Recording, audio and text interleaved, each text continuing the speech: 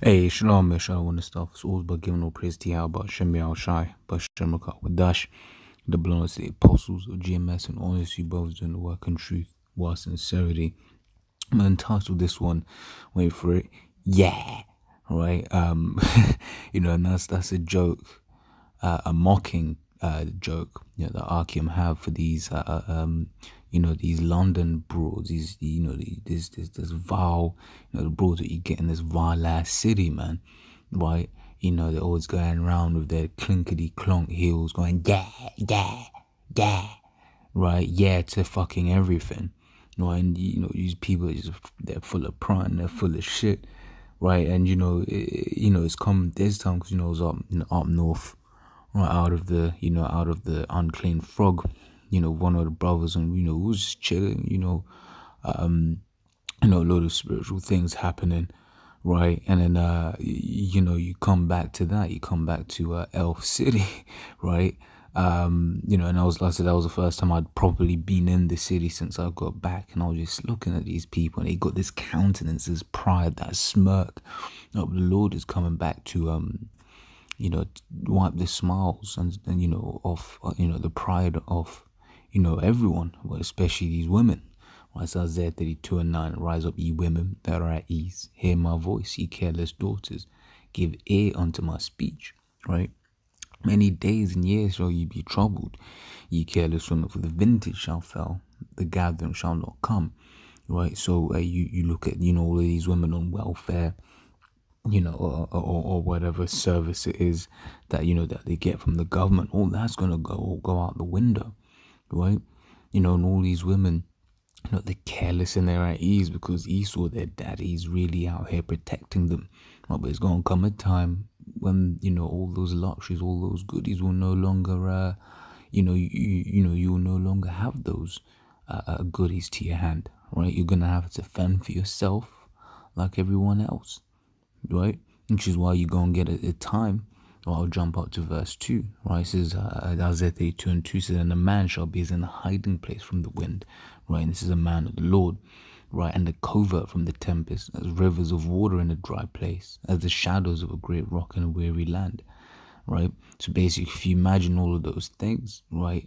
For instance, as rivers of water in a dry place, imagine you're in the desert, you haven't drank any water, and you see a brook, you see a stream, right? You go and run to that stream, and you go and, just put, you might even put your whole head in there, right? Why? Because you're so thirsty, you need that water, right? And that's how man's gonna be, right? In that day, man, because great calamities are coming, right? And if you ain't one of the women chosen for one of the men of the Lord, then you're fucked, right? And that's just it. You're fucked, right? Which hey, you might be on one of them online, apps, where you got the girlies and all of that. I look at them and I'm like, man, dude, are you even fucking worthy? Right? Which is, as Akim, we have to remember, you might want a certain woman, but if the Lord doesn't deem her worthy for you, you ain't getting that, man. Right? Not every woman's, because hey, as long as we're doing this work, we believe we're of the elect. Right? Not every woman's worthy to be dealing with a man of the elect, right? Just like how not every woman was, you go back to intro, not every woman was able to just go up and, marry the king, right? You watch that film, Coming to America, you had that chick that was, the real woman, right, who's basically trained from birth to be, to be the wife of a king, right? Now, when you read the scriptures, the Lord has women prepared for us, right? And hey, what the Lord wants you to deal with ain't always what you want. But when you start dealing, you're like, okay, right? And the Spirit will have certain things happen, right? But yeah, you look at these men, they're full of pride, right? Yeah, just yeah, right? All the damn time, man, right? It sound like, they do have demons on them, right? Verse 11. It says, tremble ye women that are at ease, be troubled, ye careless ones, strip you and make you bare, and gird sackcloth upon your loins. Right, they shall lament for teats, for the pleasant vines, for the fruitful vine, right? Upon the land of my people shall come up thorns and briars, yea, upon all the houses of joy in the joyous city, right? So they shall lament for the teats, the goodies, man. These goodies are gonna start coming, right? Because Esau's gonna start showing the world, that he's the devil, right? Hey, like, hey, I was gonna say something, I'll just leave it. Right, so second Ezra 15:18 says, for because of their pride the cities shall be destroyed, the houses shall be for because of their pride the cities shall be troubled, the houses shall be destroyed, and men shall be afraid. Right? Like I said, London's one of them proud cities, man, and the people in this city are proud as hell. Right? They're weird robots, right? You see them the way they are. Like, when you're walking through the city on your way to work or whatever, you look at these people, you're like, man, hey, you just can't wait for the Lord to come back and do what he's going to do, right? It's only a matter of time now, but hey, patience is a virtue, right? The Lord speaks about patience. Scripture says, in fact, let me grab it. I forgot how it was phrased. Says Sirach 2:14, woe unto you that have lost patience, and what will you do when your house shall visit you? Right, so you ain't supposed to be all here looking, losing patience, right? You got, if you start doing this work, what do you mean you're trying to fall out? That's Luke 9:62. Right, it says, and Yahweh said unto him, no man having put his hand to the plow and looking back is fit for the kingdom of the Most High. Right, so once you're in, right? And if you don't, if you don't, continue on in the work, then you're done. You're finished and you're done, right?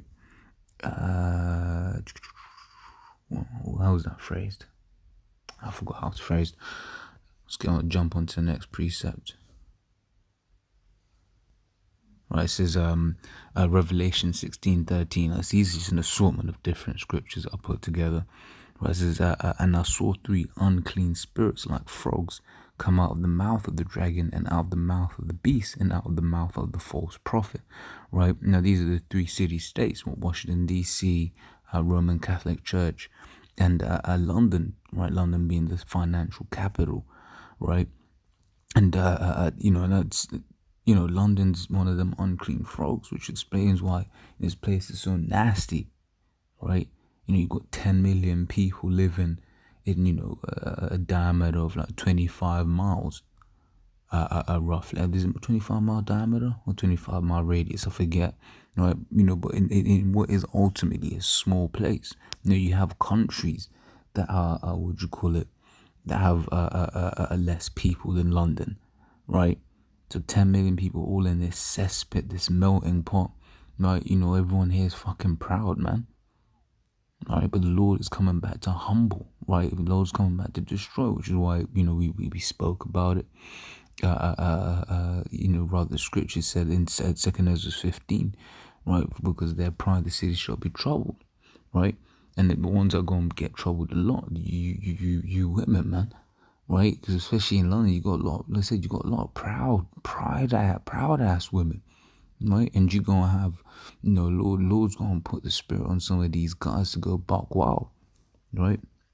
This is Sirach 19:29. It says, a man may be known by his look, right? And, this goes for a woman as well, right? And one that hath understanding by his countenance, and when thou meetest him, right? It goes on to say, a man's attire and excessive laughter and gait show what he is. Now, like I said, you can apply that for women as well, right? So read it, woman may be known by her look, right? And it goes on to say, an attire, right? The way she dresses, you know whether she's coming off, whether she's just a straight up tart, right? But then you get, and this way it also gets spiritual, because you might look at a woman who might be dressed moderate, but then you through the spirit you're able to tell, nah, she's still a demon, right? It says excessive laughter and gait, right? Gait, G-A-I-T, meaning how she walks, right? Now I work with one proud ass nasty broad, right? She can't go anywhere without excessively swinging her hips, right? So I'm looking at, I'm like, man, you just a demon, man. You're a succubus, right? You're, just trying to go around steal men's souls, right? Because, hey, and this is where, once again, you got to be, spiritual, because I'll be honest, I'll deal with this, with this broad, right, from on a carnal level, but the spiritual man's like, nah, that's a demon, right? And the proof of the pudding is, right, the way she's able to manipulate men into doing her will, right, which goes back to the point that was made earlier on. Just because the carnal man's looking at something and being like, oh shit, that's nice, I want it, don't mean it's for you, man. Not all pussy is good pussy, no matter how well it's packaged, right? And that's one of the things that brothers, really need to, remember, right? Like I said, I didn't even know, I was gonna go in this direction, but hey, it's that's the way it is, right? You can look, and that's why I said you got to be spiritual, right? You got to be spiritual when you're dealing in this world, because you got a lot of demons. Not saying, there are women out there without demons, right? But some are bigger demons than others, right? And just by observing what it is that you're seeing, and not letting the carnal man take over. Right? The scripture says, for to be carnally minded is death, right? Just like with this one that I was mentioning, that is death, right? Because he's a demon, man, right? This is Proverbs 6:16, right? It says, and like London's full of demons like that. Just to conclude the point, right? No, and she is a bitch, right? No, it's not to get, all personal and whatever, what have you, but, as I said, that's just spirit had it come out like that, right? This is Proverbs 6:16, says, these 6 things doth Yahweh hate, yea, 7 are abomination unto him, right? It says, a proud look, right? A lying tongue, and hands that shed innocent blood, right? And these are smart. I don't know if brothers know, is where it's kind of like they'll, I can't even describe it, but they'll kind of pull their lips outwards when they're smiling, like a half smile, that proud smile, right? That proud look. And you know what's beautiful? I mean, on a low level, it's frustrating. But then when you look at the bigger picture, spiritually, right, it's beautiful, because the Lord's putting these people in a trek bag, right? Here it is, they're doing this, that, and the other. Little do they know that the Lord has their number, right? But yeah, hey, because at the end of the day, man, look, man, we're commanded to be humble and lowly, right? And the man is above the woman, not so how more she, right? So yeah, and Lord's what I was edifying, hope the point was made. And Gem, and all this pride, all this you women got a tough one coming for you, right? Until the next time, I say shalom.